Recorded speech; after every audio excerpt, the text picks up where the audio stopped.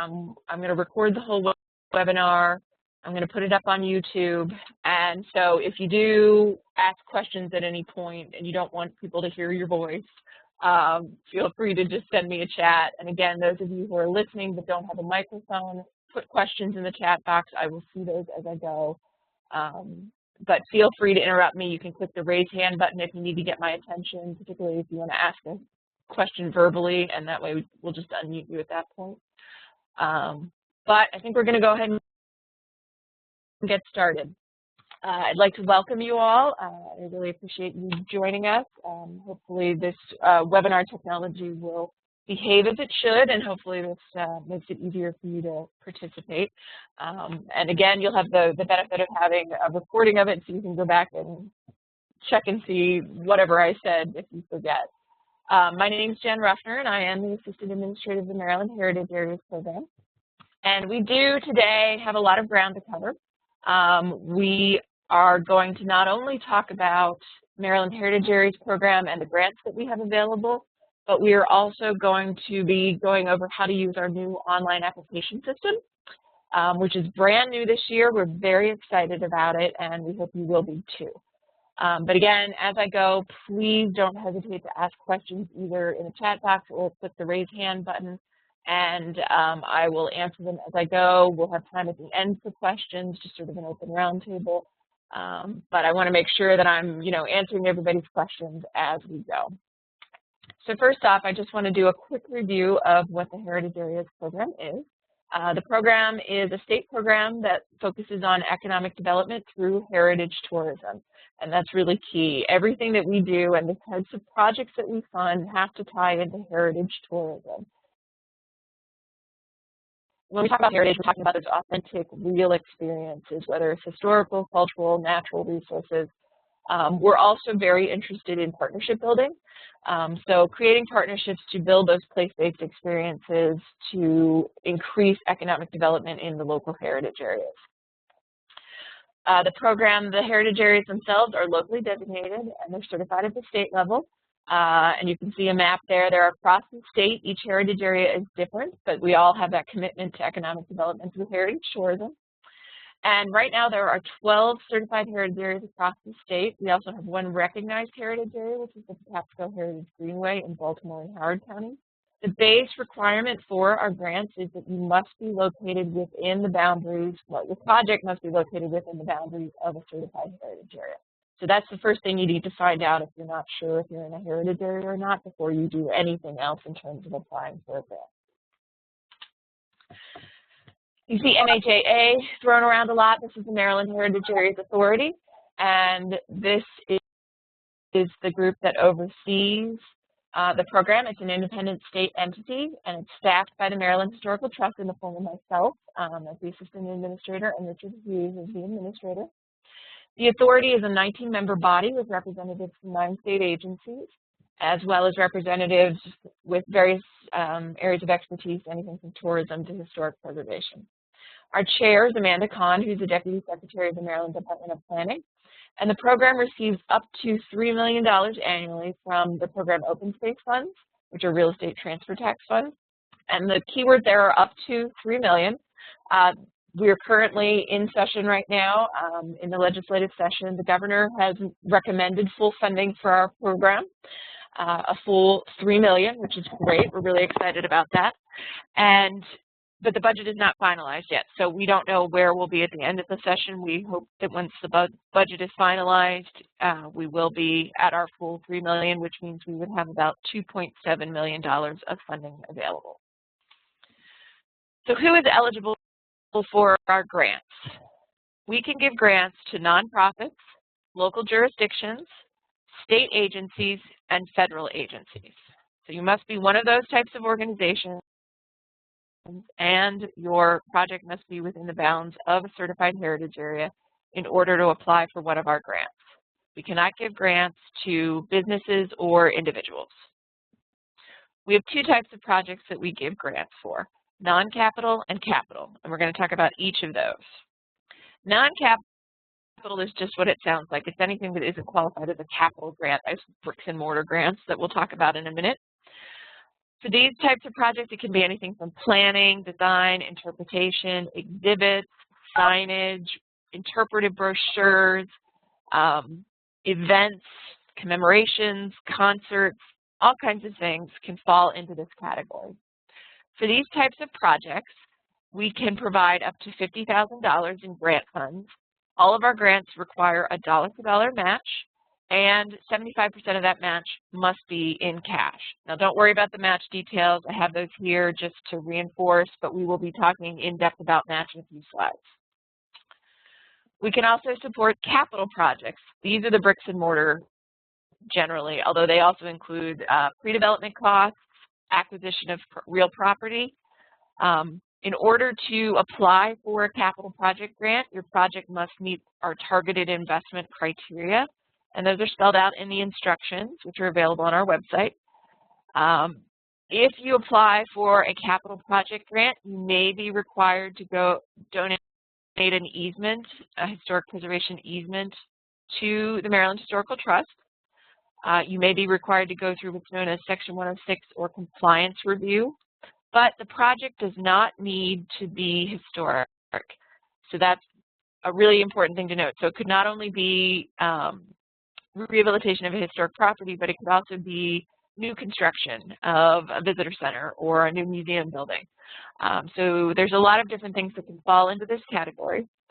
For capital projects, you can apply for up to $100,000 of grant funds. Again, that dollar-for-dollar match, 75% must be in cash.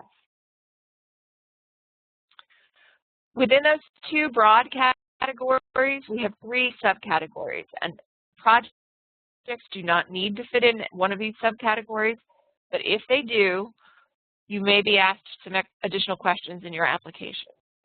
But you can have a capital or a non-capital project that is education, archaeology, or a natural resource project. For education projects, we're talking pre-K through 12 education, and these can be used for curriculum development, teacher training, or program implementation, whether it is developing a program at your site or developing programming activities that take place in the schools. So it could be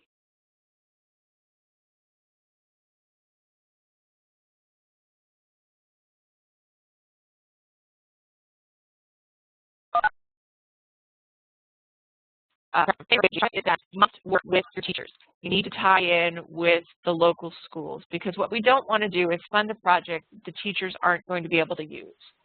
So we want to see that you are working with your teachers and or the Maryland Department of Education.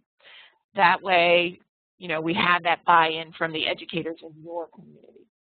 So when you're thinking about an education project, really make sure that you are connecting with the schools. We can also fund archaeology projects. And again, there's a broad range of projects that would fall into this category.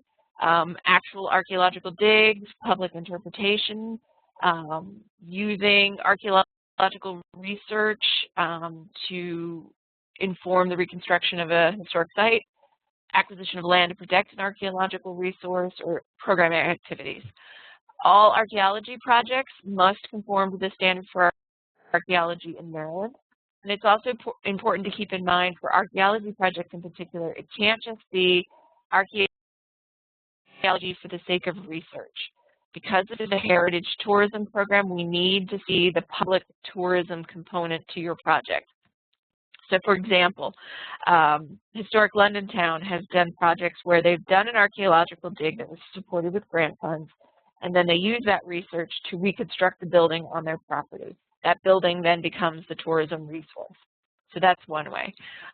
Right now, Baltimore Heritage is doing a project in Patterson Park, and they are including things like Meet the Archaeologist event, where you come and you get to talk to the archaeologist at the dig and learn more about it. They're doing all kinds of interpretation.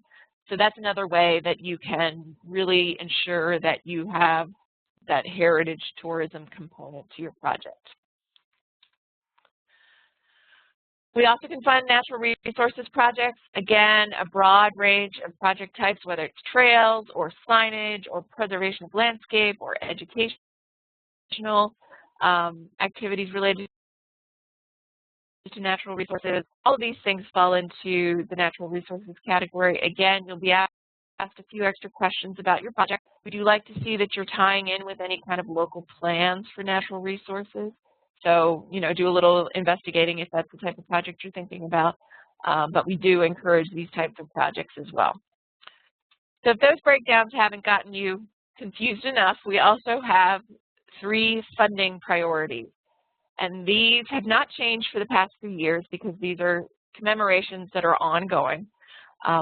What these are, and again, this can be non-capital or capital projects, but if your project touches on one of these 3 topics, the bicentennial of the War of 1812, the sesquicentennial of the Civil War, or Harriet Tubman, the Underground Railroad, or the sesquicentennial of Emancipation in Maryland, what that means is you will get a few extra points, a little extra consideration in the review process. And again, your project does not fit in one of these 3 categories.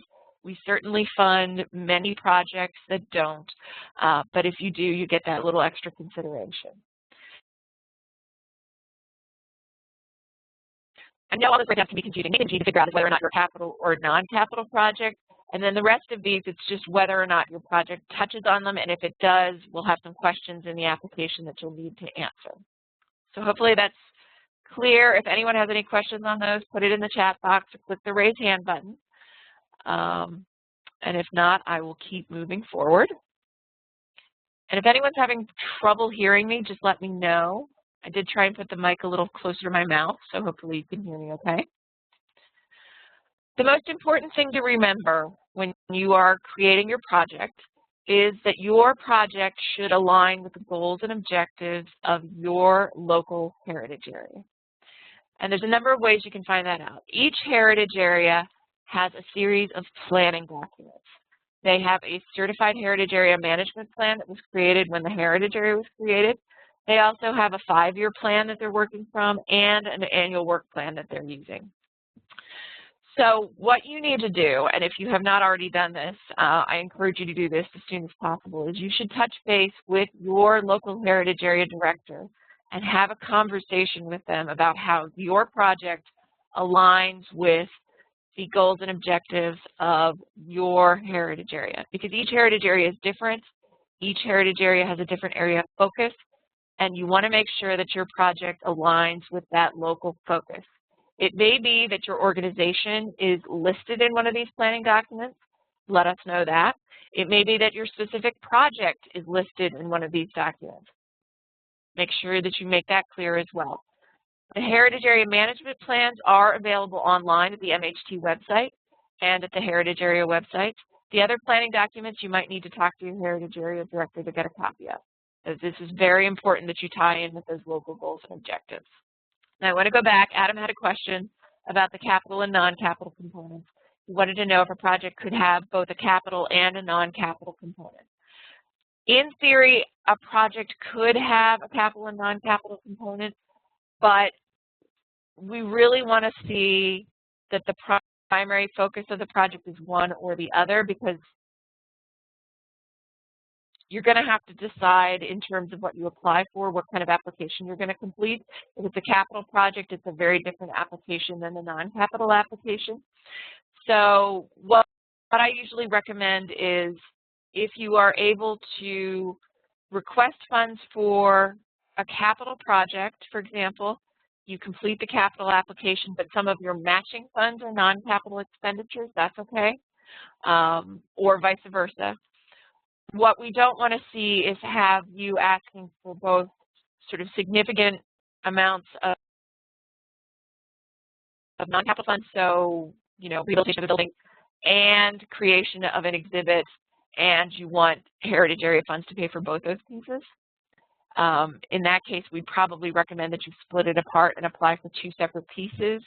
And I would also raise the question of, do they need to happen concurrently, or can they happen one following the other? So that's not a straight up yes or no, and it kind of depends on the project. But generally, we do like to see it either capital or non-capital, at least in terms of what the grant funds are going to pay for. So hopefully that answers that question. There are a few things that we can't pay for with grant funds. We are not able to support overhead fees for the applicant organization, so this is your rent, your phone bill, your internet bill, your water bill, your heating bill. Any of those overhead fees cannot be part of the grant project. We are looking for project-specific expenditures only. We also can't pay for staff salaries working on the project. We can pay for the cost of a consultant if you need to bring someone in from the outside to help do the work. This can also be if you are partnering with another organization and their staff are contracting with you to do the work, that would work, but we can't pay for your staff's salaries. We can, however, allow you to use the staff salaries as part, but not all of your match requirements. So we're generally looking for no more than about a third of that one-to-one match as salaries. So if you do have paid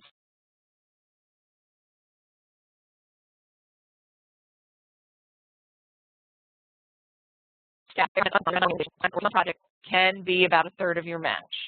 We also can't pay for project marketing, but again, that is also acceptable for cash match or in-kind match, depending on the type of expenditure. And in fact, we do encourage that because we do want to make sure that you're spreading the word about the fabulous new project that was supported with the grant funds. It's also important to keep in mind that state funds cannot be used as match because our grant funds are state fund.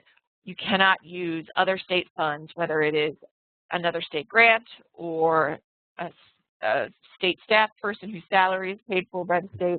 Those cannot be used as part of your match. Now, that's not to say that they can't be part of your project, but they would need to be above and beyond your required matching funds. So let's talk a little bit more about matching funds. As I've said, all MHAA grant funds, whether it's capital or non-capital, require a one-to-one match. So that is for every dollar of state funds that you receive, you must provide a dollar of matching support. Match must be spent on the project, and it must be spent within the grant period. The grant period begins the day that your grant is awarded. This year, grants will be awarded on July 10th. So as you're thinking about the timeline for your project, nothing that happens before July 10th can be grant funded or count as your match. So you can't be spending your matching funds now and hope to use it on the grant project that if it gets awarded in July. You can't count your time spent writing the grant application towards your match because that happens before the grant period begins. So that July 10th date is where your project will start. So everything needs to build off of that. Of that one-to-one match, 75% or more must be cash match. And cash match is straight up cash expenditures. You paid for something or you paid someone to do something, as long as they're not your staff. If you want to use you can use the grant funds for your staff.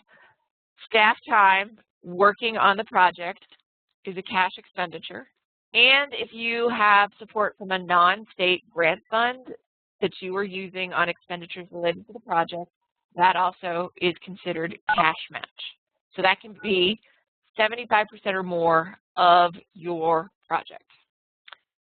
No more than 25% of your match can be in kind. And in kind is volunteer time spent working on the project, donated professional services, and donated materials. Volunteer time on the project is valued at a rate that is put out by a group called Independent Sector, and there's a link to their website in the application and in the application instructions. The current rate for Maryland is $23.05, I believe.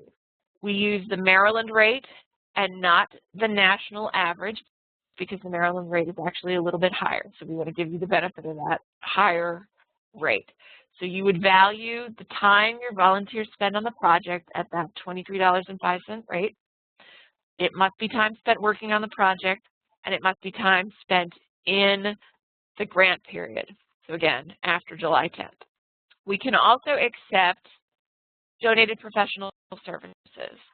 So for example, if you are doing a capital project and you have an architect who is willing to donate his time pro bono to draw up plans, His time can be billed at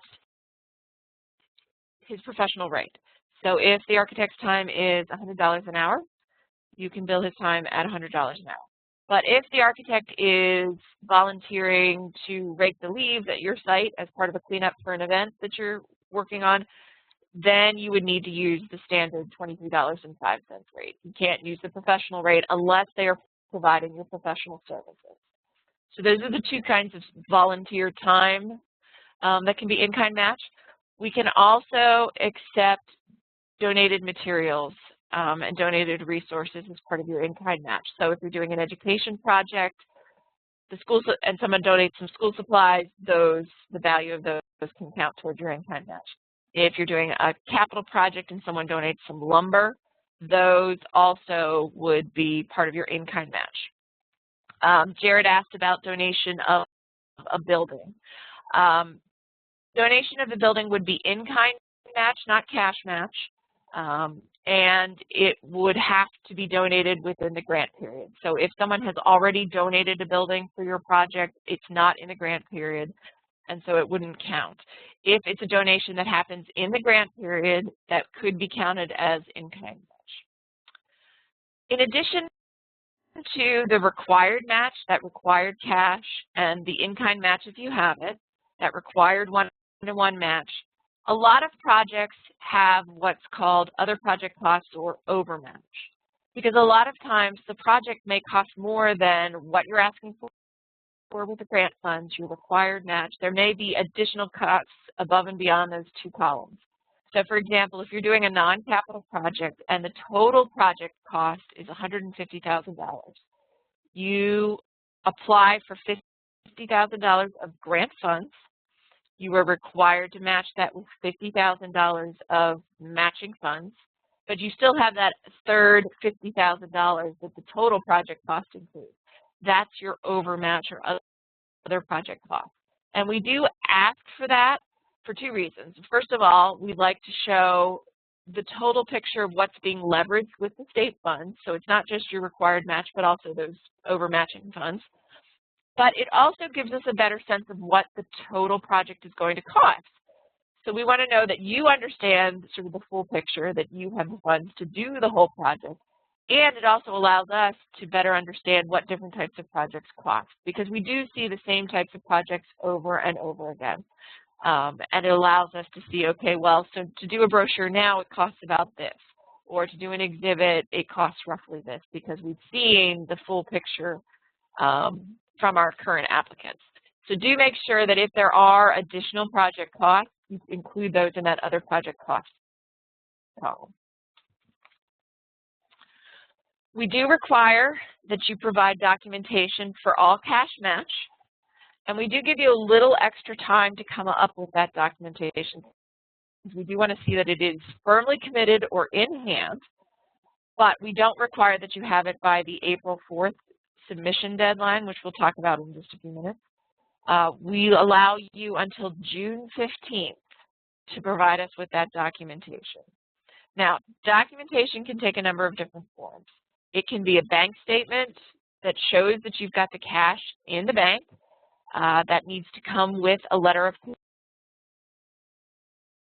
commitment from your organization committing those funds to the project. It can be an award letter from a non-state grant. If you've been awarded a federal grant for the project, you can give us that award letter so that we can see that those funds have been committed. If you have someone who's donating money or services or staff time, you can get a letter of commitment from them.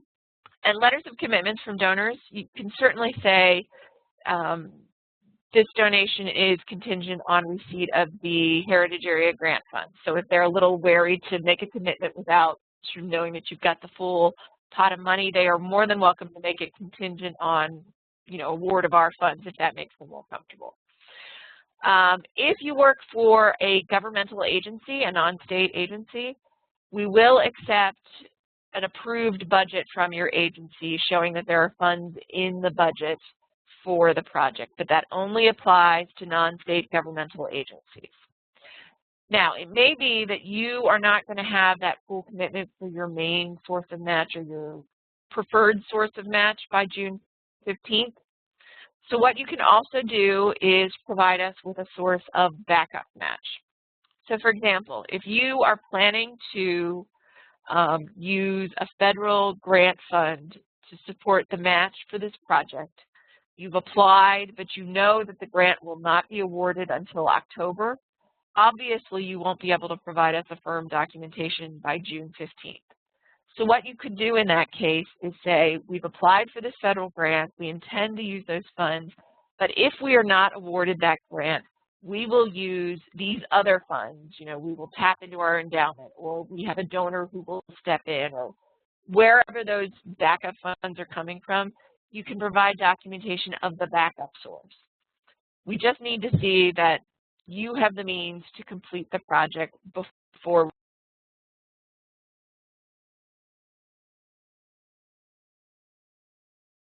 we make that award. And that'll be submitted by June 15th, 2014. And again, if anybody has any questions, type them in the chat, raise your hand. Happy to answer questions as I go. So let's talk about schedule. We're cutting it a little close because our intent to apply deadline is Wednesday, January 29th. The good news is the intent to apply form is very short. So you have plenty of time to submit that form. What this is just an initial look-see at what's coming in terms of full applications. It's a one-page application. It's really just a brief overview of what you're going to be applying for, how much you think you're going to ask for. The good news is that your project can completely change between the intent to apply and the full application. This is just to let us know what you're thinking about and make sure that you're connecting with your local heritage area. So don't panic. You should have no problem getting your intent to apply done by Wednesday. If any of you are thinking of doing a project that would extend beyond the boundaries of one heritage area, that's what's known as a multi-heritage area grant. And any multi-heritage area grants are due to the local heritage areas that they touch by February 28th. And we will be talking about how you're going to submit to the local heritage areas. With the new online system, it's a little bit different. You're not actually going to be hitting a submit button. You're going to be sharing your application with them. But we'll talk about that in a slide. But for multi-heritage areas, the deadline is February 28th. And then for the rest of you, the deadlines are late February, early March. And I have all of the deadlines on the next slide. And I will show those in just a sec, but let me go through the rest of the schedule. Once the application, the full application is submitted to your local heritage area, there is a local review process. All applications are reviewed and ranked at the local level, so you are reviewed by your local reviewers and then ranked amongst all the other applications from your heritage area. Once that process is complete, you will be given authorization from your local heritage area to submit your full application. You will need to submit to the state through the online system the full application by April 4th. But you really need to think of that late February, early March deadline as the final deadline because your application really needs to be complete for that local review process. There may be a little bit of time to do some tweaking, but for all intents and purposes, your application is completed by that earlier of the two deadlines. But you do need to remember to go back and hit submit by April 4th. And for the intent to apply deadline and the April 4th deadline, because this is an online application system, the deadline is 11:59 p.m. on those days because it's online, so you have until the end of the day. That said, I would strongly recommend that you submit within business hours so that if you have any technical problems, you can get those resolved, because I can tell you that I will not be awake at midnight to help you with any technical problems that you have if you do wait until the very last minute. But you do have until that 11:59 deadline on both of those days to submit. And just to give you a sense of sort of the next steps if you are awarded a grant, the grant awards, as I said, are made July 10th. You'll find out shortly thereafter, but project work can begin on the day that the grant is awarded. So July 10th would be your start date. After that, there is a little bit of a delay in getting the grant agreements processed, and generally we try and get those out between September and December. If any of you have a current fiscal year 14 grant, you'll know that we are much delayed getting those application or grant agreements out, for which I apologize. That is an anomaly. Normally we try and get them out quicker than that, but it is a fairly lengthy process, so you may not have a contract until the fall, and that means that you may not have your first disbursement check until possibly early in the new year, so January 2015. And I tell you this just to let you know, when you're, again, thinking of the timeline of your project, you need to keep that in mind, because you want to be sure that you are scheduling your project and thinking about when the payments are happening in line with when you may actually have a check from the state. Now, you can be doing work on the project from July. So if you have the resources to just move forward and treat the grant as reimbursable, you can certainly do that. You may also want to think about sort of front-loading the project with your matching fund activities and then saving your grant-funded activities for the later stage of the project. But just keep that schedule in mind. And I do want to show you the deadlines. Here are the deadlines for the local heritage areas, so find your heritage area on the list. As I said, most of the deadlines are late February, early March. You will note that some of the heritage areas have a draft deadline, and again, because there isn't actually a submit, that has a slightly different meaning. You're going to actually be making your heritage area a viewer on your application so that they can see your application. But the final deadline is the important one, because that last deadline is when you need to stop working on your project and have it finalized for that local review. Now, I have a few questions. One question is whether or not the amount can change from the intent to apply to the actual application, so the amount that you're requesting.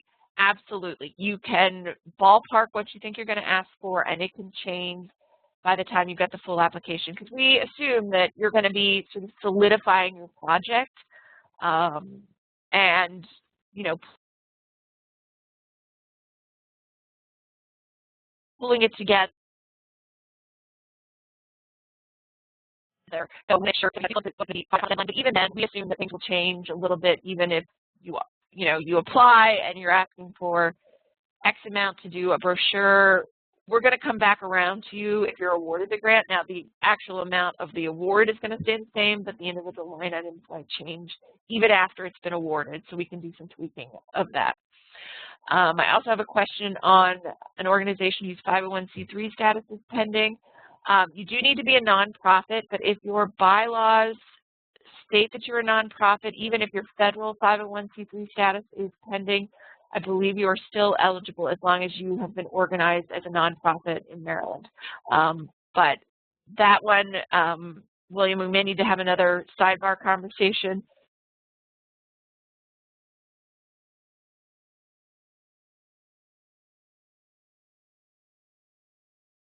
So I will help you on yes, you should see it has not been finalized at the federal level. Other questions on the timeline? Hopefully you've got all your local deadlines, and like I said, we will be talking about that submission process once we get into the online application training.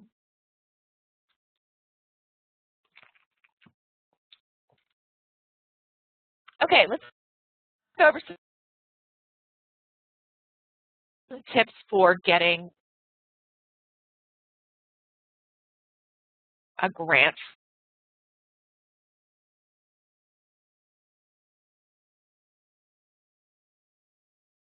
from us. The reason we say this is mainly for the full application, because the full application has a lot of different moving parts.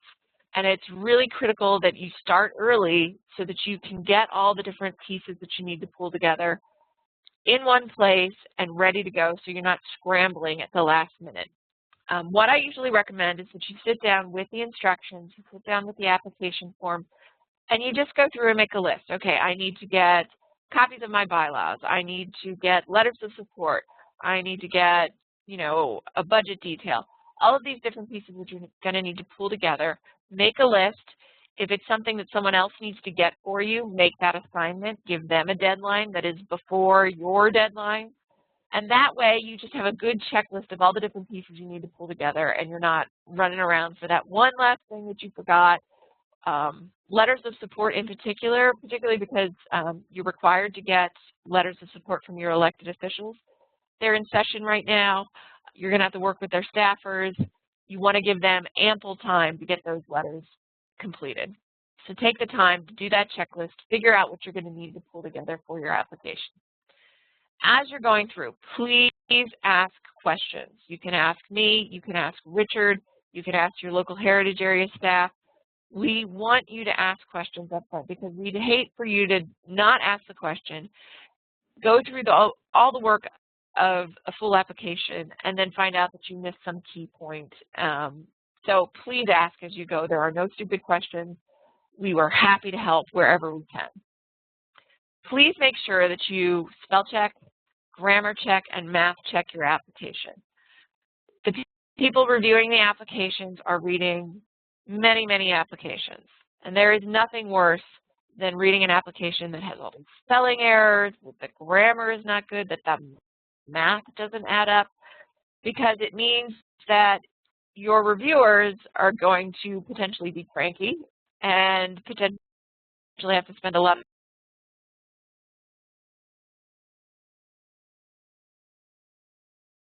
time figuring out how math works. And cranky is not what you want in a reviewer. You want it to be a nice, easy reading experience for them. You want the math to add up. So please take the time to double check your work. The nice thing is that the new online system has some of these built in. So there is spell check built into the system, and I'll show you how to use that. There are some auto-calculate fields in the system, but you're still going to have to do a big budget detail. Again, take advantage of the calculating fields in Excel and make sure that everything's functioning so that the bottom lines all add up. And again, make sure you've got a lot of eyeballs looking at it because there's always the errors that the computer doesn't see. So definitely spend some time reviewing. It's also really helpful to have someone who's not familiar with your project read your application. And the reason for that is twofold. First of all, they'll help catch the spelling, grammar, and math check problems. But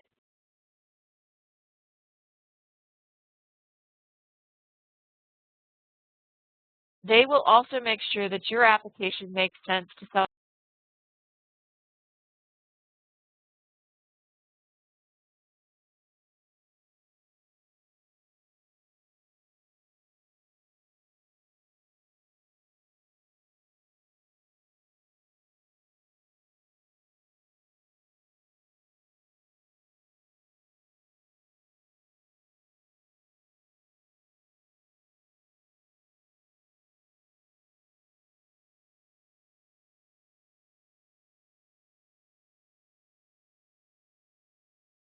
Better. And that's really good because that'll help your reviewers who, again, probably aren't familiar with your organization or your project. Make sure that you include lots of detail, especially in the budget. We really don't want to see a budget where it has one line and it just says rehabilitation of the Smith House, $50,000. That's not a helpful budget. That doesn't tell us anything about your project and what you're going to spend your money on. We need line-by-line breakdown. We understand that it may be your best guesstimates, but we want to see where the numbers are coming from and what the different things you're going to need to pay for all. So if you're doing brochures, let us know how many you're going to print or that you think you're going to print and what it approximately is going to cost per piece. If you have staff time that you're using as part of your cash match, how many hours is that person working on the project and what's their rate that you're billing their time at?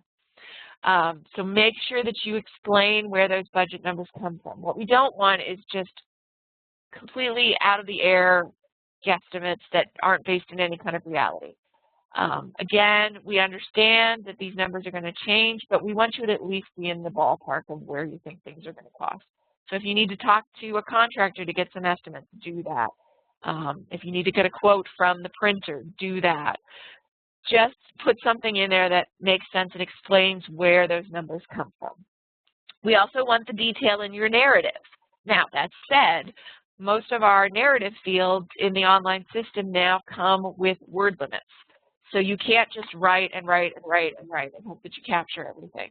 You're going to need to be detailed but concise because you will need to fit into those word-limited fields. But again, you want to be very clear in explaining what it is you're trying to get across. As I said at the beginning, this is a program that focuses on heritage tourism, economic development through heritage tourism. So really be sure that you're communicating the heritage tourism piece of the project. So how is the public going to access this project? How is that going to impact heritage tourism in your heritage area? Again, if your project is listed in the management plan or one of those other planning documents, make sure that you're citing where in the plan it is. Give us a little reference text, because I can guarantee the reviewers are not going to read through all of the management plans. These are not thin documents to find out if your project and your organization are listed in there. So give us a page number, give us some reference text, and if you're not specifically mentioned, cite the goal or objective that your project links to, so we see how you fit into that local picture. Again, we need to see that strong match, that it's committed or in hand. If you have those other project costs, let us know, because that shows that you're leveraging more than just the required match. But really the main thing is to make sure that you've got that documentation by June 15th of your cash match in particular. The next one is really important, and this is that the summary scope of work, timetable, and budget must all relate. And this is really the core of your application. And I apologize for the phone ringing in the background. These three sections are really the heart of your application, because this is really what's going to tell us what you're going to do, how much time it's going to take, and what it's going to cost. So in my example, you can see the museum here is doing an interpretive exhibit. They are working with consultants who are going to design and fabricate the exhibit, and they are designing and printing a brochure. And you can see that in the timetable and in the budget, all of those different pieces are listed. What we don't want to see is that in the scope of work you say you're going to do X, but then there's no evidence of it in the timetable or the budget. And that is because then we wonder, well, how are you actually going to do it? You haven't allocated any time for it, and you haven't allocated any funds. So really, I would recommend starting with these three sections. The summary scope of work is a short, I believe it's 300-word block of text at the very beginning, and that should have everything you're going to do and everything that you're going to pay for in a nice, concise bite. It doesn't need to have the whys and wherefores of what you're going to do. It's just what you're going to do. You can explain why it's important in the other narrative, so really focus in on the detail of the project itself.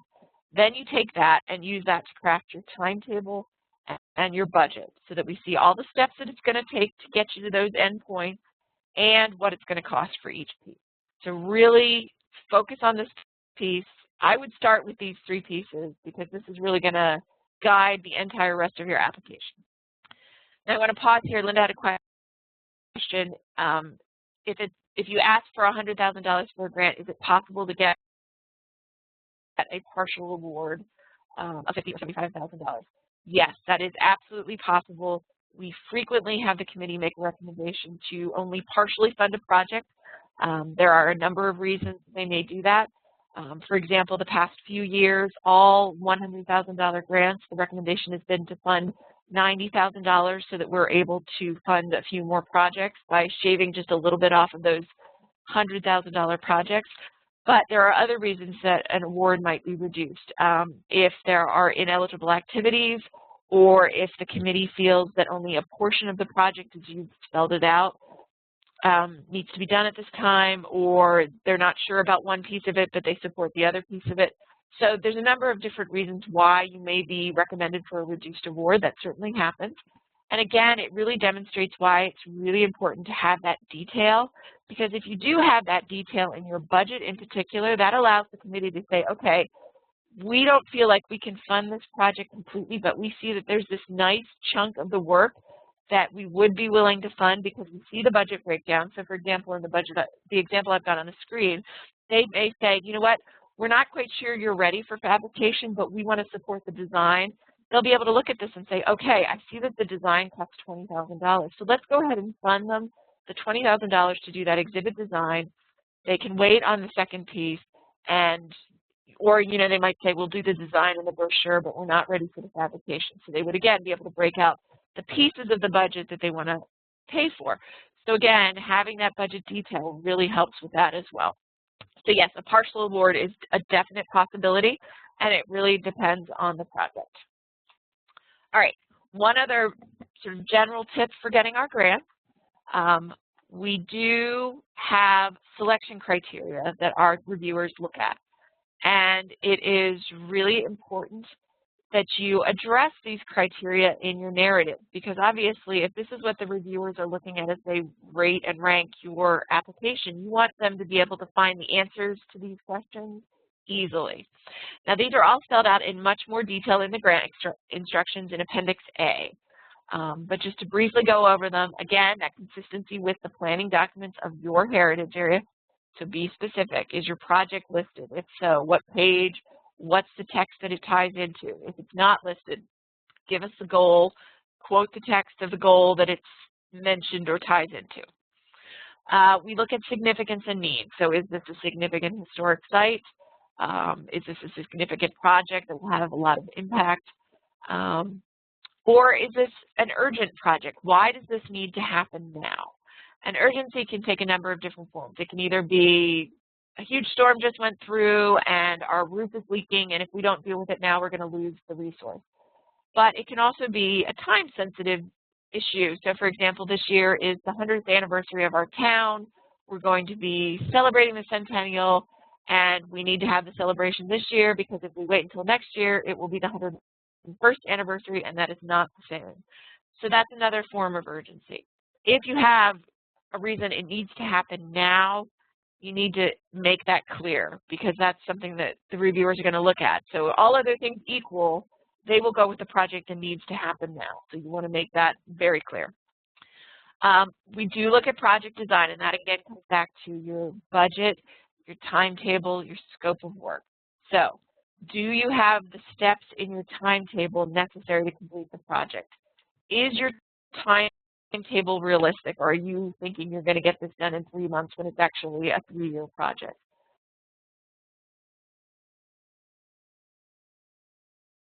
Are the items in your budget reasonable? Are they customary? Have you accounted for everything that you're going to need to pay for in the project?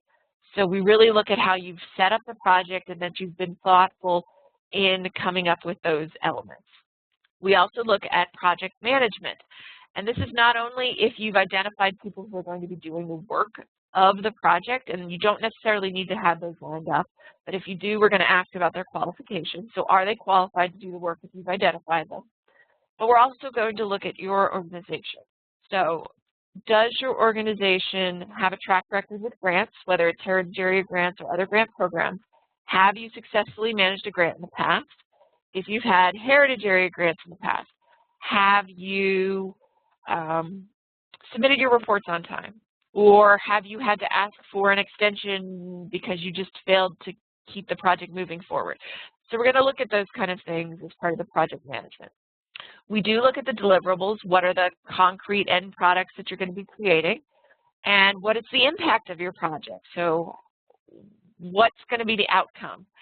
And I would encourage you on impact to think broadly. Think about heritage tourism value.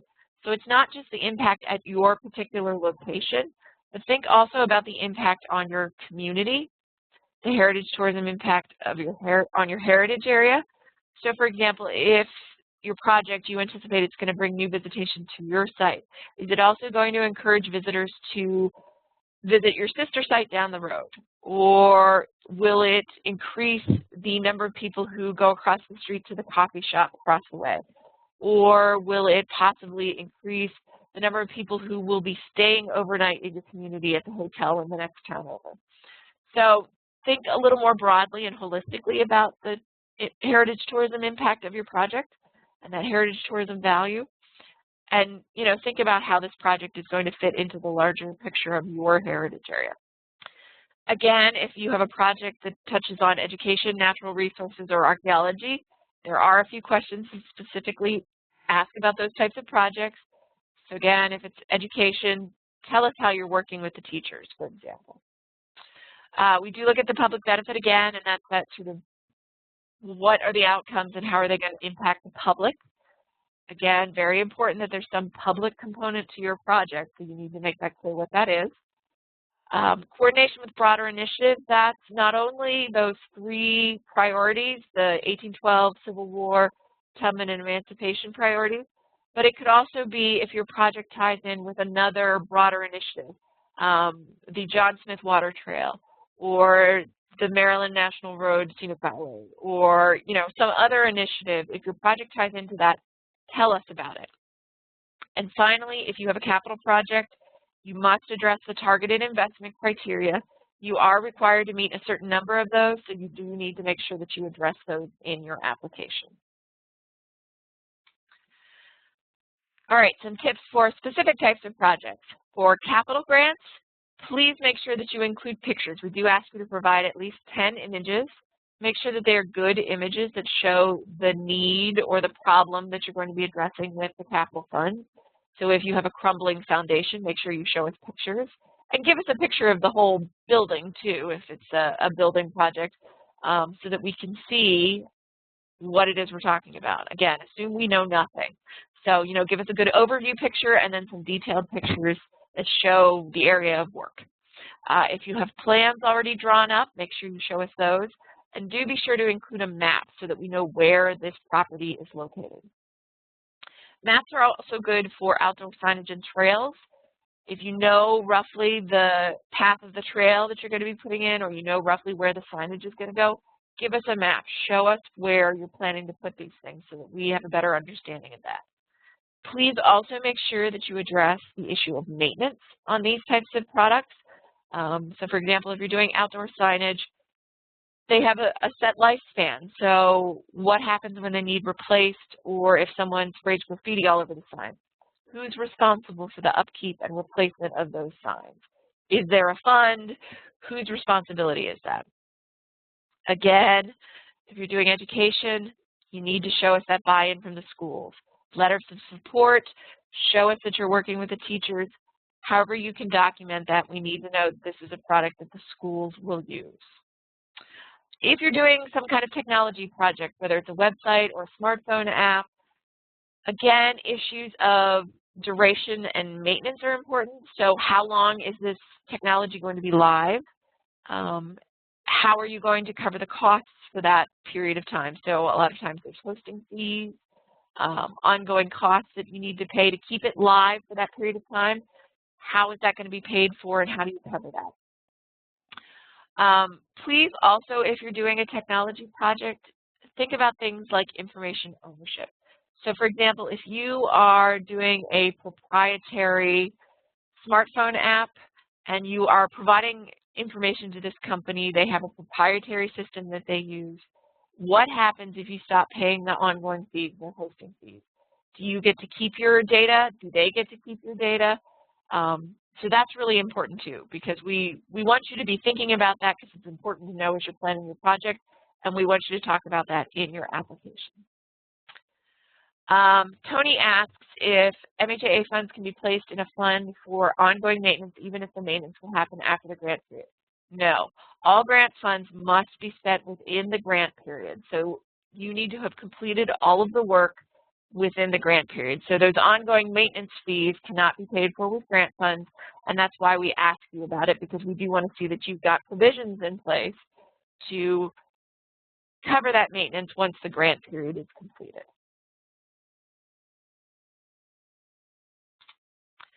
All right, very quickly, I just want to mention a few other benefits of being in the heritage areas. We do have loans available. These are for capital type projects. You must meet the targeted investment criteria, but we can pay for up to 50% of project costs. The nice thing about loans is that there are no matching requirements, but of course it's a loan, so you are required to pay it back. But it is open to businesses and individuals as well as nonprofits and governments. So that might be something that could help your project. Just keep that in mind. It's also entirely dependent on the amount of funds available in our system. And I can tell you right now that there's not huge amounts of funds available. So we won't be giving you a $3 million loan, for example. So it generally the loans are still in the sort of the same range as the grant funds simply because of the availability of funds. But if you think this is something that might help your project, we can certainly discuss that with you further. I also want to mention the Sustainable Communities Tax Credit Program. Again, this is something that might apply to your project, and even if you're a nonprofit, this might be something that you can benefit from. And it's not just historic structures that can apply, but also non-historic structures that meet that targeted investment criteria. This is a fairly complicated program, and I'm not an expert on it, so I just want to bring it up in case it might apply to your project. It wouldn't be used for matching funds. It would just be an additional source of funds for your project. If you think this might apply, let me know. I'll put you in touch with our tax credit folks. It is something that requires review before work begins, so you would want to research this fairly early on in your process. The third thing I wanted to mention is that each heritage area does have a mini grant program. So if you only need a few small amount of funds for your project, this might be a better source because the turnaround is much quicker and there's a lot less paperwork and bureaucracy involved. Each heritage area has a different program. The amounts are small, usually between $2,500 and $5,000. But again, you might want to consider this if you just need a little bit of support for your project, and you can get full details from your heritage area. So that's it on the main part of the grants. The next step is going to be the online application training. But before I do that, I know I have at least one question. If you have other questions, go ahead and type them into the chat. But I want to get sort of the grant-specific questions out of the way, and then we'll do the online application. So Linda is asking, she says, we're working on a project that we've been granted 50% of our funding from the federal government for restoration. Do we need to pick out a particular part of the project, for example, the sprinkler roofing, and ask for money specifically for certain items, or do we supply the entire scope of work and ask for project funding? No, you do need to specify what you want grant funds to pay for and what you want matching funds to pay for. So if the federal grant is paying for X, Y, and Z, you would then ask for MHAA funds to pay for A, B, and C. You do need to identify from the get-go what the grant funds are going to pay for and what your matching funds are going to pay for. So that is a detail in the budget that you do need to decide up front. Other questions on the grants in general, the eligibility, things we can pay for, the matching, all of that nitty-gritty.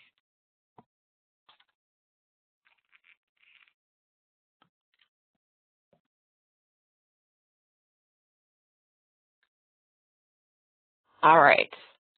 If you do have other questions as you think of them, just go ahead and type into the text box. But I'm not hearing any, so I'm just going to keep moving forward so we're not here all day. As I mentioned, this year we are using a new online application system. And I'm going to bounce back and forth a little bit here because I do have slides to talk about this, but I also want to actually do a walkthrough for you. In our workshops, I've actually had folks follow along and do this themselves. You're not going to be able to do that because you're in the webinar, but I would encourage you to go through these steps shortly after the webinar so that it's fresh in your mind. The first thing that you're going to need to do is actually set up an account, and I'll show you how to get there in a moment. When thinking of setting up the account for your organization, we do recommend that you use an email address that will also be the primary contact for the grant application, because this is going to be the email that all of the communication goes to. Now, that said, the account can be transferred to another person in the future. The application can be transferred to another person in the future. And you can share the application so that it can be viewed by other people as well. The main thing to keep in mind, though, is that only one person, one account, can edit the application at a time. So when you set up your account, use an email address that is going to be the primary person working on it, at least to start with. And then if you need to transfer it to another person, you can do that at a later point. So I'm going to go ahead and just give me a sec while I get this technology. I'm going to actually go out to my web browser and show you how to begin the process. So what you're going to do, and hopefully you can now see the Maryland Historical Trust website. This is the MHT homepage, and this is mht.maryland.gov. Now, I will warn you, this is going to probably look a little different moving forward because in the process of updating our website, but you should be able to still get to the same page. Over here under Financial Programs, we're going to go to the Grants link. And this format that you see here is what the new homepage is going to look more like. So hopefully it'll be much easier to find the link to the grants. But that's where you're going to go. And let me just give you a tour of this page, because this is where you are now going to go if you apply for any grants from the Maryland Historical Trust, whether it's the Maryland Heritage Areas Program or the African American Heritage Preservation Program or even the Certified Local Government Program. All of those applications and materials are going to be available to you. So on the left-hand side, under Resources, you'll see a number of different documents that you can download. I've got the Quick Start Guide that I sent around to you by email today. You can download it here as well. I have samples of the different forms, so the Intent to Apply form, the capital application, the non-capital application. If you are a current grantee, you can actually click through for resources for current grantees. This is where we'll list training moving forward. Obviously, you're already in training, so you don't need to worry about that. But I will have the link here for this recorded session, so you'll be able to find that probably by tomorrow morning. But the main part that we want to talk about today are the current funding opportunities. And right now, the only funding opportunity that's available is the Maryland Heritage Areas Program.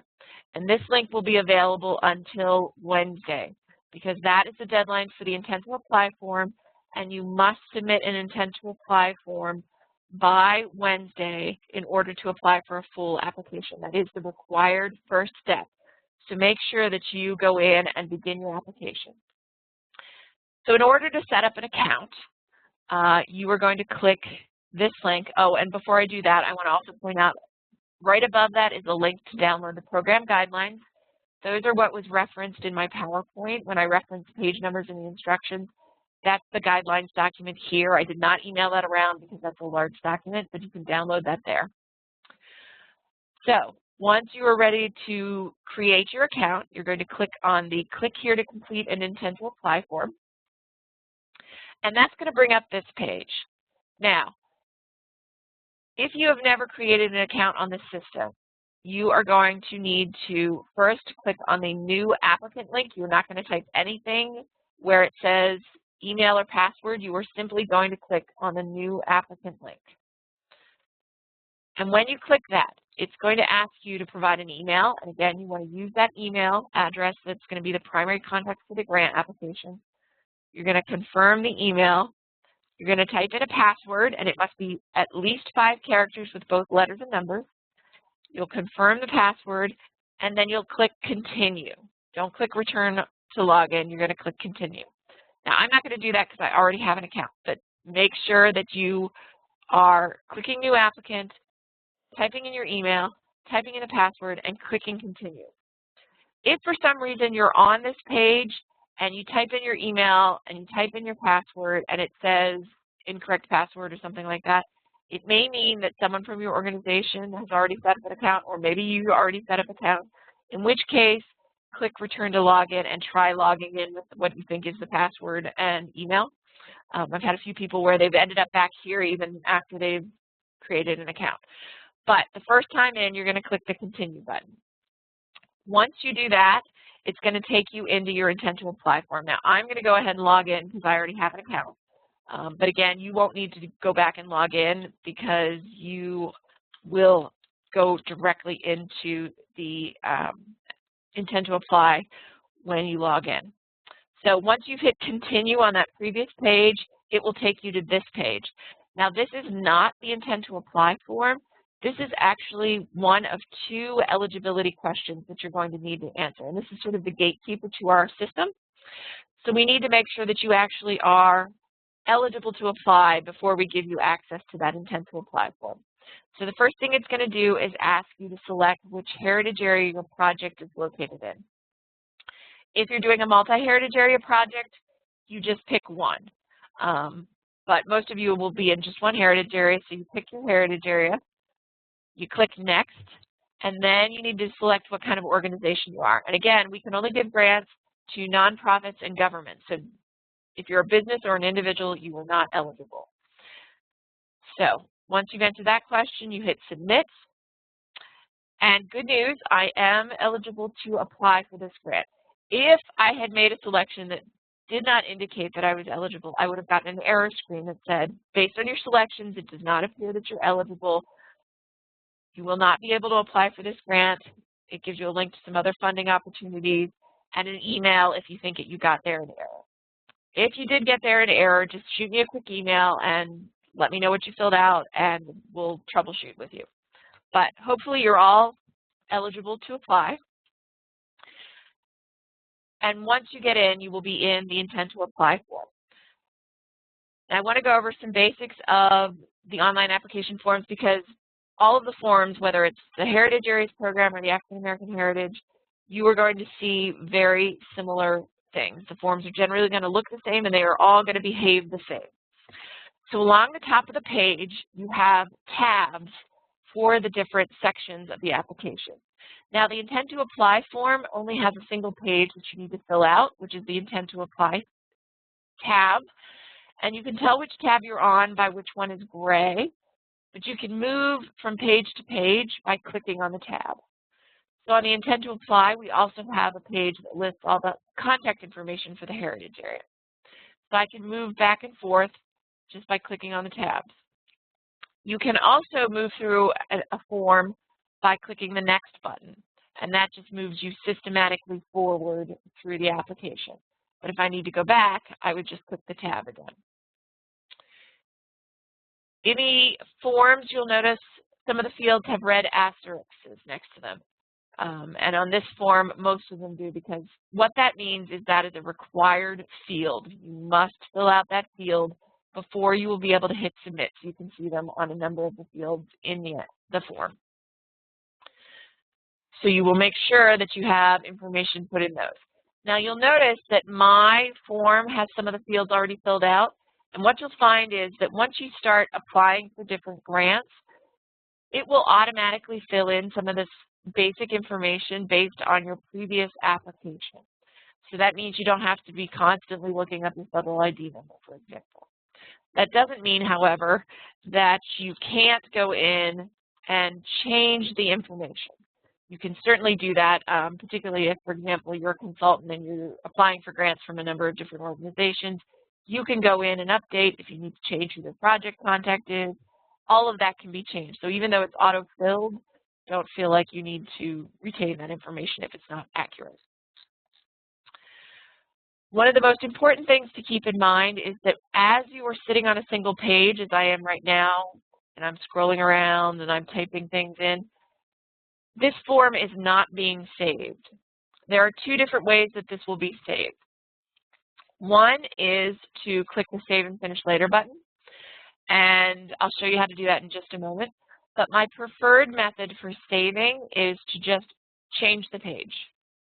So when you click on a different tab, everything on that previous tab has been saved. So when I go back, you'll see that change that I made to City of Greenbelt is now retained.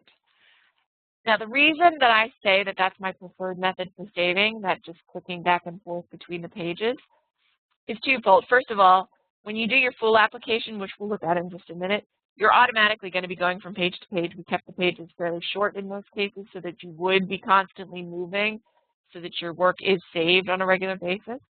But also, when you click the Save and Finish Later button, which I'm going to do right now, what it's going to do is it's actually going to take you back out to what's known as the My Account page. And you'll see I get a confirmation here that says your application has been saved. You will receive an email confirmation. What that means is that I have just been emailed a copy of my application as it stands right now. So if you are saving your application every 5 minutes, you're going to have an inbox full of confirmation emails. So what I recommend is that for the most part, as you're working on an application, just make sure that you're changing pages every few minutes. And then when you're done for the day, do a save and finish later, and that way you'll have one copy emailed to you at the end, and you're not filling up your email box, which can be frustrating. It also means now that I need to go back into that form. On your My Account page, you're going to see a list of applications. Now, you should, when you start this process, only have one because you've just started. This is your first application. Me, I've been doing lots of demonstrations and testing, so as you can see, I have quite a few forms that are started.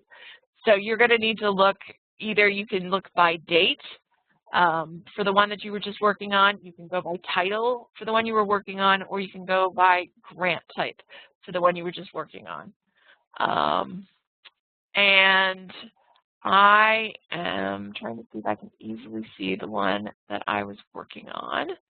That was not it. Ah, here we go.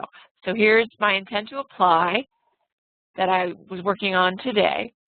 And then I just click on the link on the left-hand side. I'm back in, my changes are saved, and I can continue working on it. But really, if you're in process and you're working, just make sure every so often to do a little click back and forth to make sure that it's saved. Now I want to switch back over to the PowerPoint just to show you, because the system does time out. So I wanted to show you those warning signs. So you have 45 minutes of inactivity before the system will time out on you. And 15 minutes before that, so after half an hour of inactivity, you get this error message on the left. And it basically says you haven't done anything. If you don't save your work in the next 15 minutes, you will lose your work. So you can hit continue, save your work, you're fine. If, unfortunately, you have left your computer, you haven't saved your work, it's been 45 minutes, the system will log you out, and any work that was not saved will be lost. So this is really a situation of sort of know yourself and your behavior. If you are someone who is prone to getting interrupted and pulled away from your desk frequently, you might want to set a timer to remind yourself to change pages or save every 5 or 10 minutes. One thing that a lot of people like to do is you can actually type up your longer narrative responses in a Word document or a word processing document, copy them and paste them into your online application. That way you've got it saved in the Word document. So if something happens, because of course there's always things that happen. Your computer crashes, the power goes out. So it's always a really good work habit to save frequently, because we certainly don't want you to lose a lot of work. But like I said, we do have the main application where this is really going to be critical, set up so that you are sort of moving pages fairly frequently so that you are saving as you go through the process. But again, just be very mindful of that, and, you know, however best you need to remember to do that, really recommend that you set a timer or something if you think you're likely to get pulled away. Now, if you have closed out of you've done a save and finish later, you've shut down your computer, you've gone home for the day, how do you get back into that? So let me go back out to the website. Give me just a moment. Okay, so we're back in my application. So it's the end of the day. I'm done working on this. I click Save and Finish Later, and it takes me back out to my account page. Now, it is important to note that Save and Finish Later does not mean that your application has been submitted, but it does mean that it has been saved. And I just saw a typo on my warning message there. So you close your you close out of your application, you shut down your browser, you go home for the day, you come back in, and you turn on your computer and you go to your web browser. And I should mention that we really recommend that you use Firefox, Internet Explorer, or Safari if you're using a Mac. We have had some problems with Chrome. If Chrome is the only browser that you have available to use, please make sure that you have upgraded it to the latest version before you start this process. So before you create an account, because it has caused problems. So if you are able to use Explorer or Firefox, I highly recommend that you do those, or Safari. Okay, so you come in the next morning, you're ready to work on your application again. You're going to come back to the Maryland Historical Trust website. You're going to go to our grants landing page by clicking on grants. And instead of clicking here on the intent to apply form, because you've already started your intent to apply form, so don't click this again unless you were doing another intent to apply form for a different project. You are going to come over here to the left where it says My Grant Applications, this nice pink button.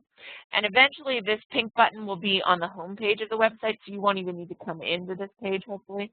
But in the meantime, come to the grants page, click on the My Applications button, and it's going to take you back in. Now, you will need to log back in. It's not asking me for the login because I'm already logged in, and it's got a little cookie that saved my login until I close the browser out all the way. As you log back in, again, it takes you to your My Account page, and you just scroll down until you find the application that you were working on. Hopefully, for your first time out, this won't be hard because it should be the only thing on the list. Go back in, and you can continue working. So that's how you get back in. Now, the next thing that I want to talk about is sharing your intent to apply form with your heritage area. In order for your local heritage area to be able to see your application, and in particular your intent to apply form, you are going to need to add them as a viewer to your application. And that means that they will be able to log into their account page and see your application. And they'll be able to see it as soon as you make them a viewer. So they can actually see it while you're working on it, which is kind of cool, because then if you have problems as you're working on either your intent to apply form or your full application, you can call them up and say, hey, I shared this with you. Would you mind logging in and take a look? I'm not sure I've got this filled out correctly. And they can just log in. You don't need to be emailing things back and forth. So we really recommend that you do this right from the start. So as soon as you start your intent to apply form, you're going to do this. What you would do is you're going to go in to the Share with Heritage Area tab. We've got email addresses for all the different heritage areas listed here. And if you go in and you can copy the email address, and then you can do a save and finish later to go out to your My Account page. And you're going to, again, go to the application or the intent to apply that you want to share. And I do recommend that you do this at the intent to apply stage. That way it gets submitted to the heritage area and they can see it. But if you look over here on the right-hand side, there's a number of icons. The little envelope allows you to email a copy to someone, and you can email a copy to whoever you like at any point. The trash can is if you need to delete a particular application. I obviously need to delete some because mine is full of all these junk applications that I've been testing. Hopefully you won't need to do that, at least for your first one. The little icon with the person and the arrows, that's if you need to transfer the application to someone else, because again, only one person can work on it at a time. So if you're working on it and you need someone else in your organization to work on it, you can transfer the application to you. But the first thing we want you to do is this eyeball with a little star above it, and that's the Manage Viewers option. So when you click on that, you are going to actually add your heritage area director as a viewer. And you will paste their email address in there. You're going to click Add Viewer, and that adds them as a viewer on the account. Now you also want to email them and let them know that you've done that. So you can type in your name. You can adjust this email title, and then you've got the body of the email, which you can also edit. I recommend leaving this chunk of text, but you can also type something in, and I'm going to actually send this to Erin, so I'm just going to say that I'm just testing the system. You can say, Jen told me I needed to add you, whatever. I recommend, particularly on the subject, maybe put your organization name. so that they know who it's coming from. You can put your contact information in here too, again, just so they know who it's coming from. So you've added a viewer, you see them listed as a current viewer, and you click Update, and you get a little confirmation that the viewer list has been updated successfully. So what that means is that Aaron now, when he logs into his account, he's going to go in and he's going to see, if you look under here on this column where it says My Role, on most of these I'm an owner, but on some of these, like this Intent to Apply, I'm a viewer. And what that means is when I go to click on that link, and your Heritage Area Director will do this, they'll be able to see what is in that Intent to Apply form currently, but they can't make any changes to it. I can't delete or change anything.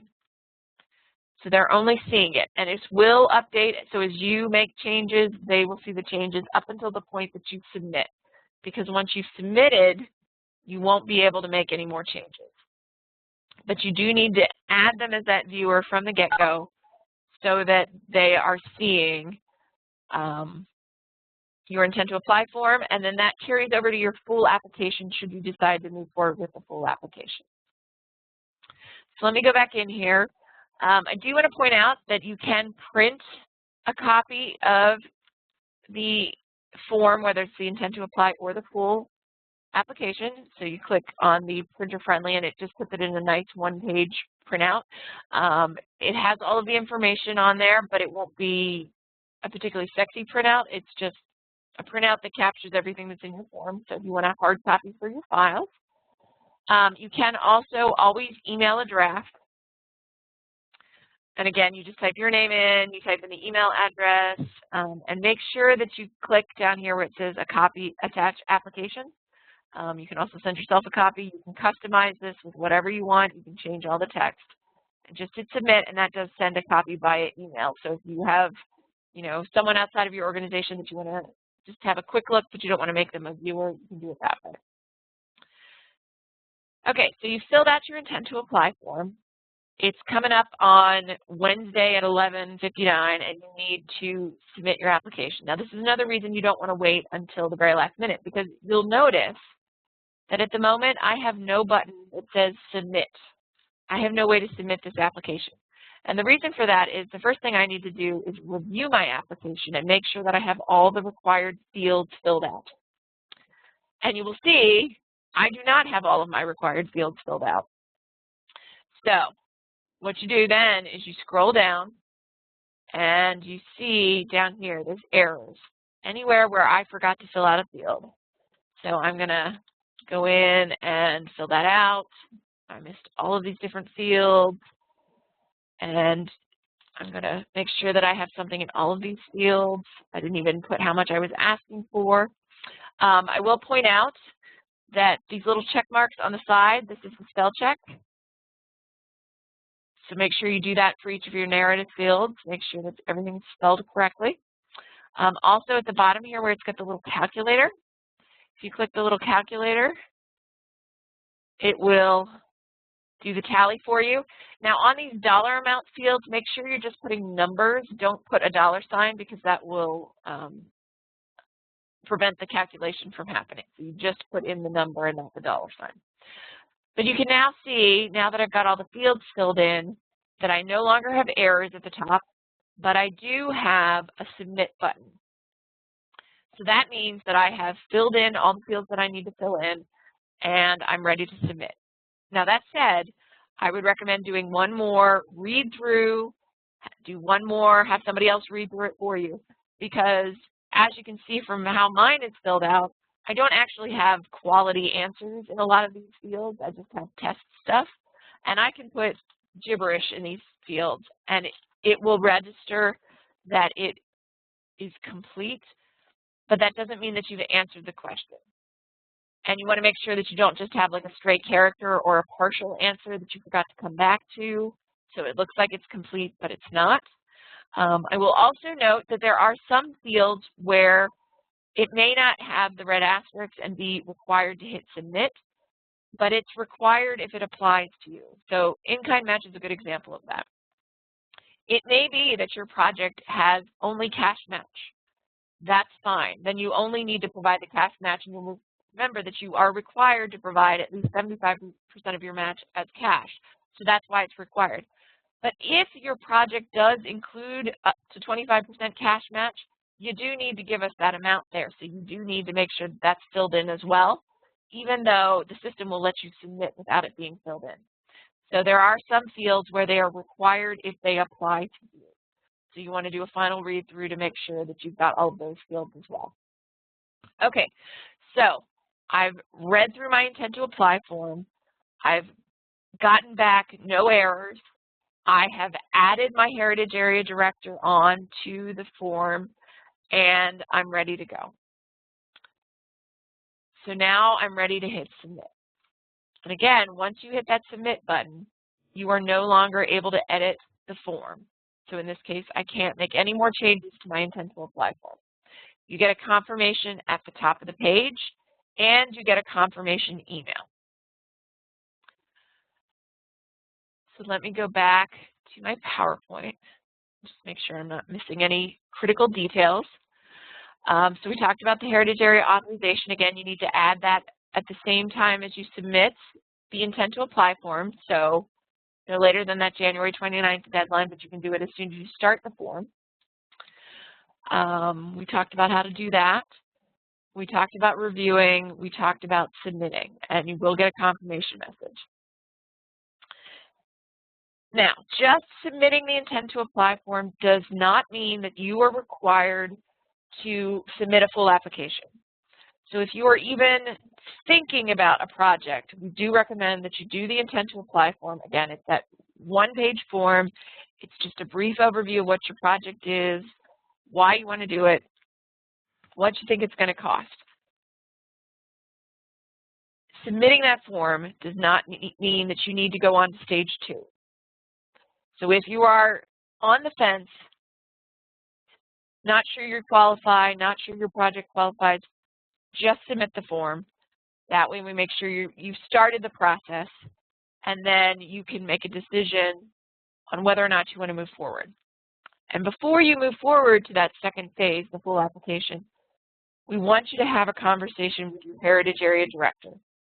You've made them a viewer on the account, and you need them to take a look at it. They will give you feedback on your proposed project. They will be able to tell you if it ties in with the local goals and objectives. They will be able to tell you if it's one that makes sense and is going to be competitive, because again, you are going to be competing not only against the other grants in your heritage area, but then all of the grants across the state. So you want to make sure that you have a competitive application. So before you go through the effort of doing a full application, pick up the phone, have that conversation with your heritage area staff, and then you can begin the process if you decide you do want to move forward with the full application. So in order to move forward with your full application, you're going to actually log back in to your account. And again, you would go out to the MHT website. You would go to grants. You would click on the pink My Grant Applications button. And when you log back into your account, you will see at the top of the page, here I've got a new capital application and a new non-capital application waiting to be completed. You will have also received an email letting you know that the full application is available. And this is not instantaneous after you submit your intent to apply, because there is a manual process that happens at the back end at the state level, where we pull your intent to apply form into the system and take a look at it, and then we push out the application to you. We're going to send you the application based on your intent to apply form. So if you indicate that you're doing a capital project, we will send you a capital grant application. If you say you're going to do a non-capital project, we'll send you the non-capital application. They are different.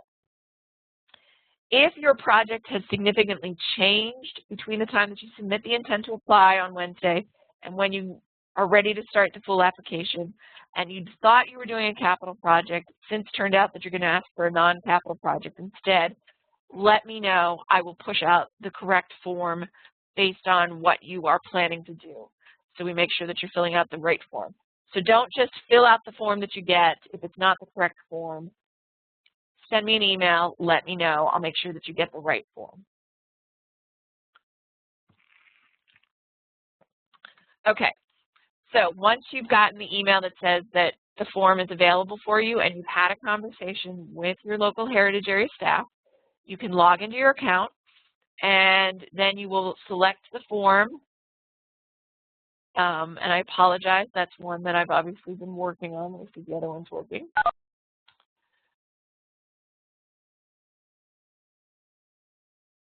Well, that's poor on my part.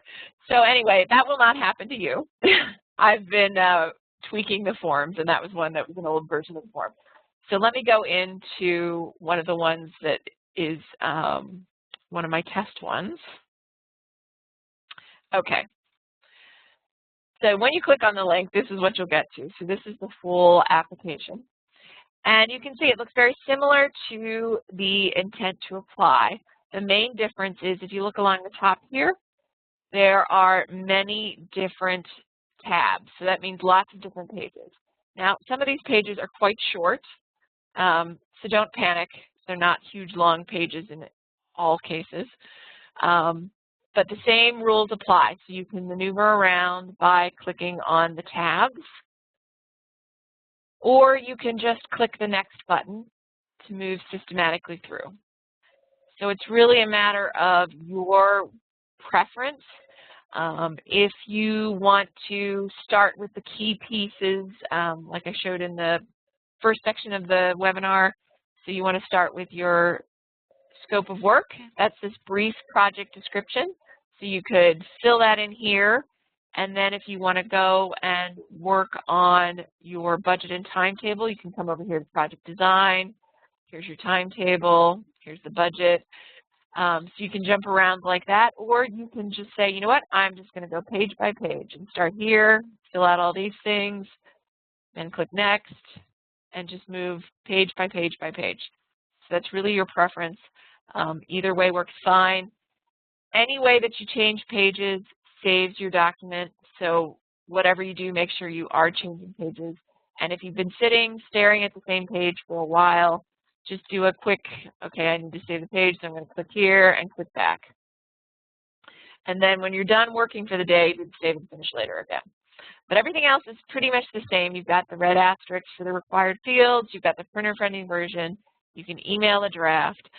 You don't need to add your Heritage Area staff if they are already added as a viewer, because that should carry over from when you added them on your intent to apply. But if you do need to add other viewers, whether it's your Heritage Area staff or someone in your organization, you can do that the same way you did with the intent to apply on your My Account page. I do want to show you a few things that are different in the full application. You will notice that throughout the application there are a number of hyperlinks. So for example, we do require that you state that you have read and understood the guidelines, and you can actually click this link and download the guidelines document there. There are a number of different places where there are help boxes, these little information eyes, and when you click on them, they give you additional information. So for example, this one, we ask for your organization's legal name, and we want you to look that up in the State Department of Assessments and Taxations, and you can actually get there by clicking the link in that little box, which pulls me right into this. And so you would do, you would type in your organization, do a search, and so I was looking for the Friends of the Green Mountain Museum. So if I click on General Information, I can pull up, and right here, this is their legal name. So I can actually just do a copy and go back here and paste it right into that field. And that way I have exactly what's in SStat. And in fact, you see how it's in all caps? That actually tells us that you did actually copy it out of SStat and that that is accurate as your legal name. But again, there's all kinds of different information in those little help boxes, so make sure that you read them. Again, there are, those are throughout the document, as are the hyperlinks. The other difference is that you can now upload documents. And this is a change because the intent to apply doesn't have any documents that need uploading. And there are two different ways that you're going to be uploading documents. There are what's known as inline uploads, which is like what you see here. So this is actually within the context of the application. And here we are, we're in a section where we're talking about organizational documents. Now this applies to nonprofit organizations rather than government entities, this section. And so again, this is one where there's no red asterisk, but if it applies to you, it is required. And I will also note for those of you who've applied for grants in the past, you'll recall that we've said if you've already submitted these documents, like the proof of nonprofit status, you don't need to submit it again. This year you do. Everyone needs to submit again because we need it in digital form. This is also something where, again, it's good to know in advance that you need these because you're going to need to be able to upload them in digital form. So if that means scanning a letter from the IRS, you want to have time to get that scanned and uploaded. Now, I will add the caveat that if you have something that there is no way for you to get it in digital form or it is too big to be digitized, let me know and we will arrange to have it submitted on paper. But we are really trying to get away from any kind of paper submissions, and we want most things to be uploaded within the context of the document. Okay, so to upload, you are going to come to one of these spots. You're going to click Browse, and it'll take you out to your computer, and you can find a document. I'm just going to pick one at random. You select it. You can double-click on it or click Open, and then you see it's lined up here to go. But it's not uploaded until you click the Upload button. When you click Upload, you'll see it's now been uploaded. It tells you how big the file is, and this is actually a link that allows you to view whatever the attachment is. And what that means is that now anyone who's viewing your application can also view any of the attached documents that you've uploaded without you having to email them around to everybody. So that makes it really easy to share the documents.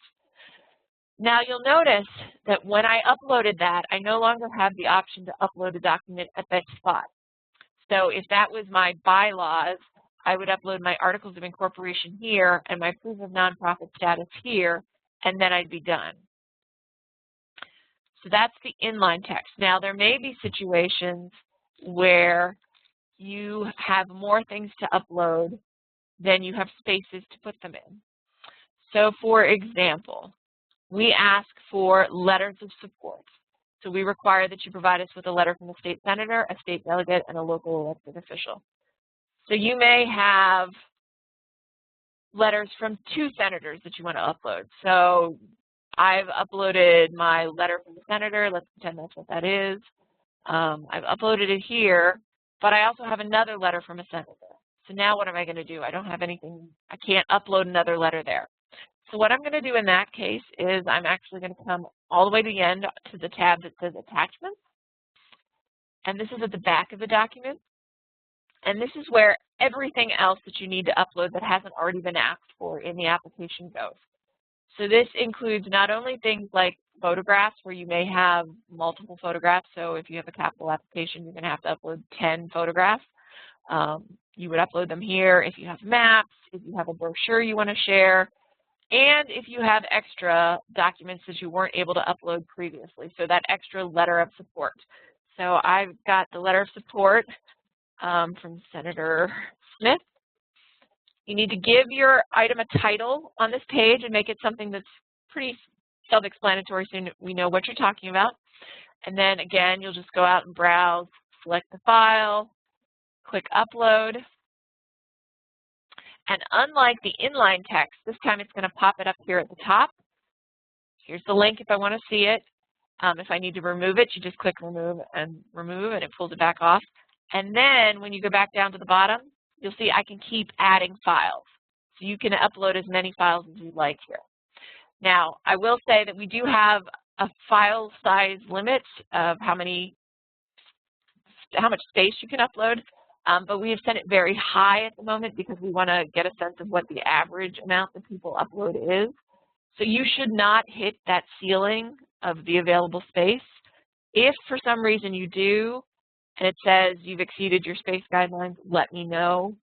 I will work with you to either accept things via email or paper or to reduce the size of your uploads. In terms of file formats, unless you have a really exotic file format, it should be fine, whatever format your file is in. So generally we want PC type files rather than Mac files, for example. So if you're using Pages on Mac, try and save it as a Word document. But other than that, it should be fine. So Word documents, Excel documents, PDFs, JPEGs, standard image formats are all fine. The main things that the system won't let you upload are executable files because those might be viruses. Again, if you run into a problem where it says the file format is not accepted and you're not sure how to convert it to the correct file format, let me know. I'll work with you to make sure that we get that sorted out. So the rest of this document behaves pretty much the same way. Again, there are sections where not only will you be asked to upload, you may also need to download an item. So for example, the budget detail, we actually ask you to download a budget detail spreadsheet that you complete in Excel. You're going to save it again and then upload the completed form. When you do that, make sure that you give it a new name with your organization name in the title so that we know what it is when you upload it. But that, again, makes it nice and easy because the form's right there in the application. Again, you've got the spell check. You've got the calculator to tally the totals by clicking there. But pretty much the main differences on the full application are the number of pages and the ability to upload documents. So let me go back once more to the PowerPoint just to make sure I'm not missing any critical information. So we talked about upload of documents. Once again, you have already made your application available to your Heritage Area staff. And the next thing that you need to do once you've got your application complete, you'll recall that we gave you the list of local deadlines. So by that local deadline, that late February, early March deadline, you need to have fully completed your application, including everything that you can. The one thing you will not be able to include is your Heritage Area authorization form. But you should have every other required field completed by that late February, early March deadline, that local deadline. Once that local deadline has passed, you need to stop working on your application. It's not like a traditional submission where you're hitting a submit button because they're a viewer on your application, so they can see it all along. But at that point, you need to stop working and just take a break.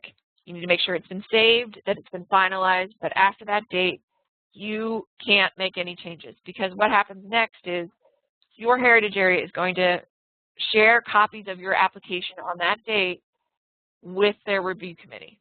So you can't be making changes because the review committee won't be reviewing them. The review committee is going to review at the local level. They're going to score and rank the applications within the Heritage Area. And once that process is completed, your Heritage Area staff are going to come back to you. A lot of times they're going to give you some feedback, some polishes and tweaks that will make your application better.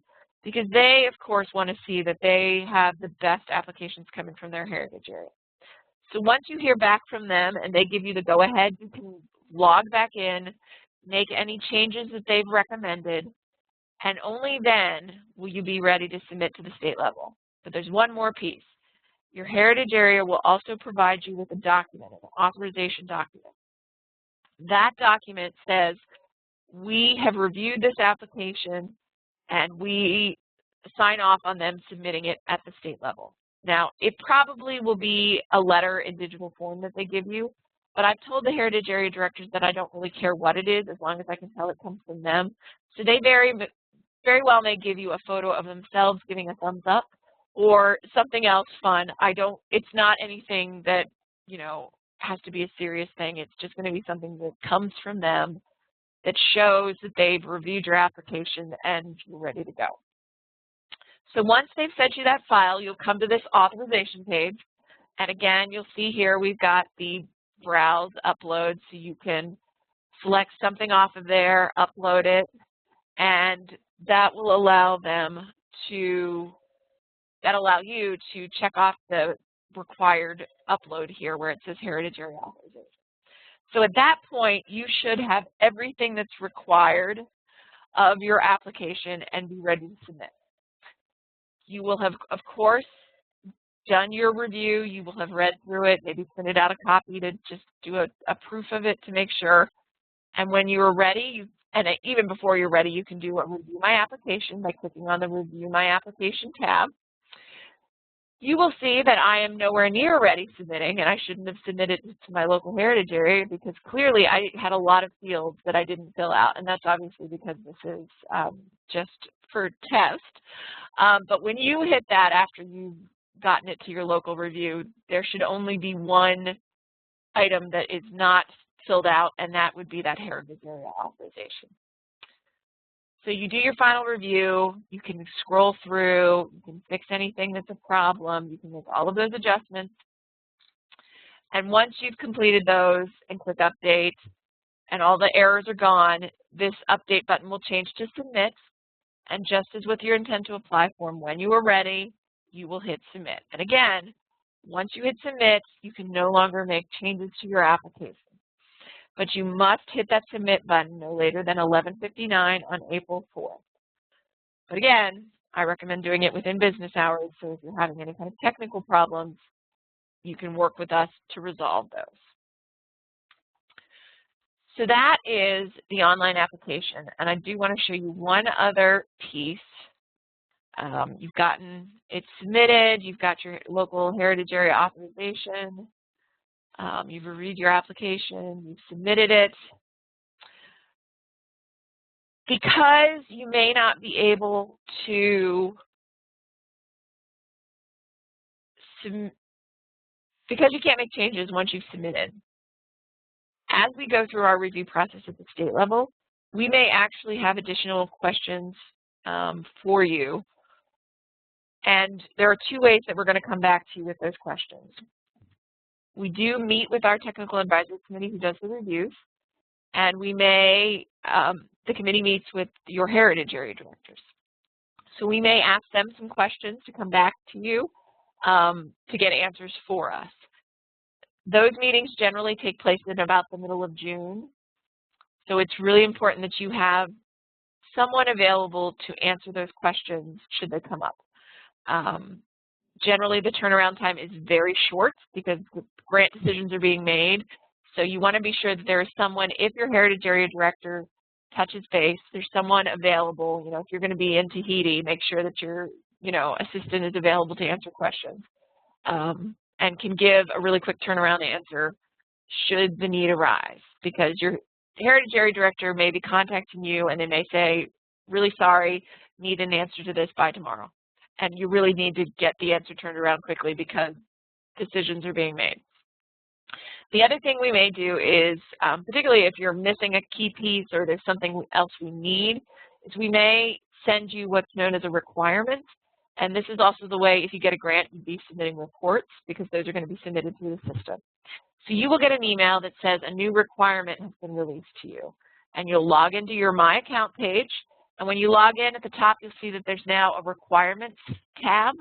And when you click on that, there'll be a new section just like there was with your full application, and it'll say New Clarification of Details or whatever the requirement is. You will click on that and it'll open a form that looks very similar to the application forms that you've been looking at.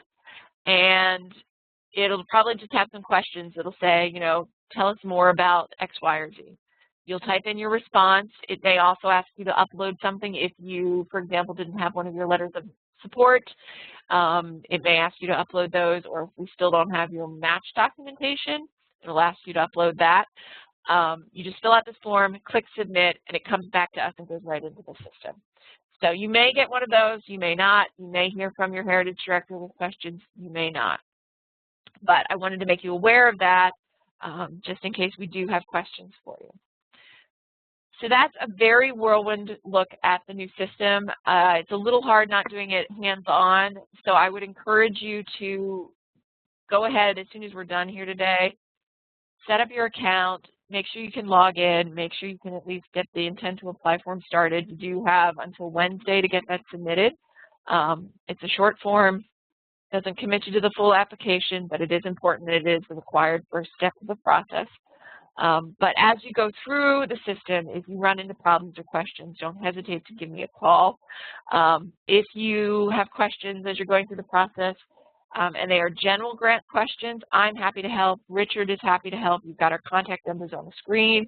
Your local heritage area directors are happy to help. If you are having specific problems with the software, contact me because I'm the one who's been most intimately involved with it, so I'm most likely to be able to get you an answer and help you troubleshoot. But please, as soon as you run into a snag, if you do, let me know. I will say this is a new system, so we are all learning, and I learn new things about it every day. So we certainly are looking forward to your feedback on using the system. We'll be doing a survey after the grant round is done just to get a sense of how it went for you. But as you're going through the system, if you think of things that would have made your experience easier, or there's particular things that you really like about the system, please share that with us. We are always going to be improving and upgrading as we move forward. So your use of the system and your input is going to be really valuable as well. So that's what I've got for you today. I'm happy to answer any questions. Feel free to unmute yourself if you want to ask a question or if you want to type a question into chat.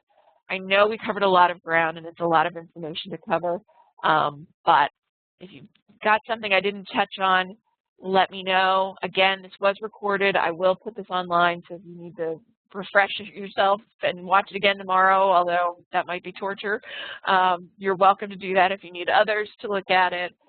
It will be available online by tomorrow morning at the latest.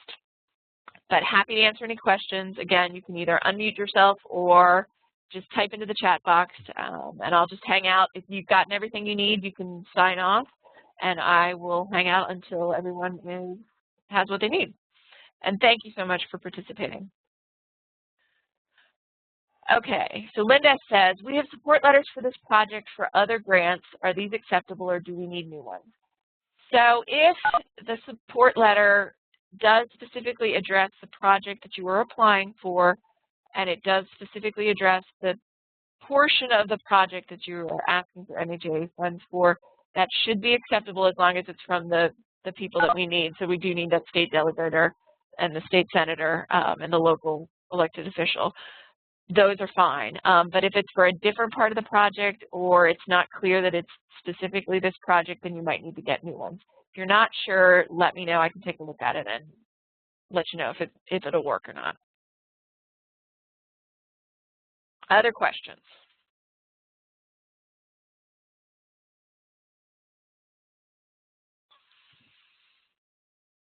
All right, well, I'm just going to hang out so you can sort of mull over if you have any questions, and I'll answer them. And if not, thank you for participating.